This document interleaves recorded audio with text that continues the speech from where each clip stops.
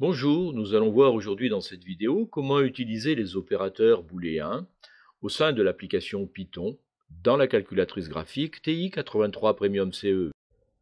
Pour démarrer l'application Python, nous appuyons sur la touche seconde APPS suivie de la touche de direction vers le haut afin de choisir dans la liste l'application nommée PyAdapter.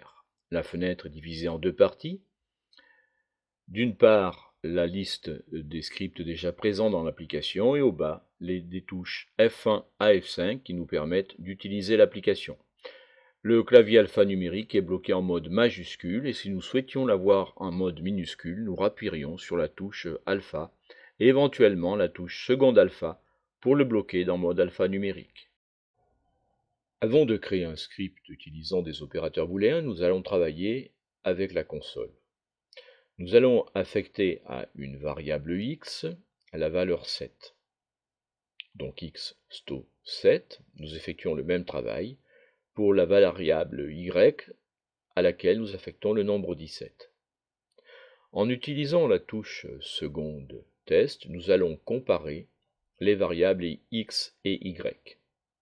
Est-ce que x est égal à y? C'est le menu numéro 2 qui se traduit ici par la double égalité.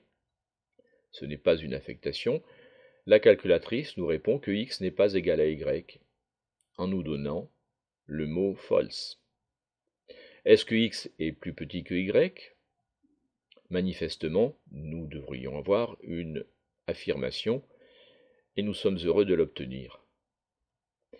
Ces deux opérateurs true and false sont présents dans la calculatrice et nous allons les utiliser pour créer un script. Avant cela, nous pouvons composer une fonction booléenne.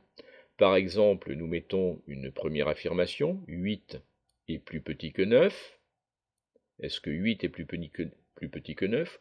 Ou bien, est-ce que 2 est plus petit que 1? Et nous prenons un OU qui est un OU inclusif, par opposition au XOR qui lui est un OU exclusif. Nous écrivons donc 2 plus petit que 1. Nous fermons notre parenthèse.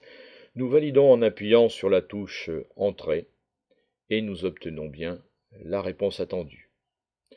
Nous allons utiliser ces instructions-là pour créer un nouveau script et en particulier pour afficher la table de vérité de la fonction et.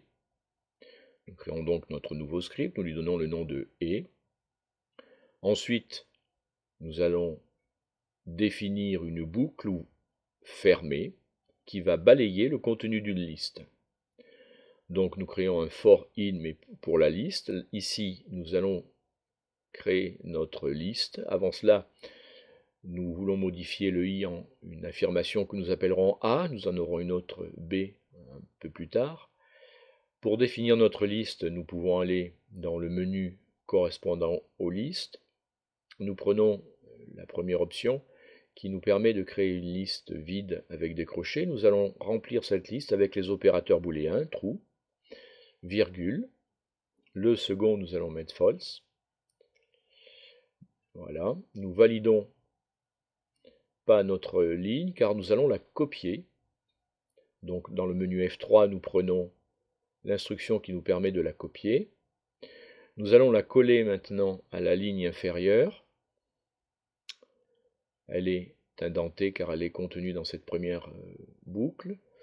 Nous appelons notre deuxième variable non pas A mais B et nous allons faire le test de l'opération A et B. Nous pourrions faire également A ou B, mais il faut faire un choix.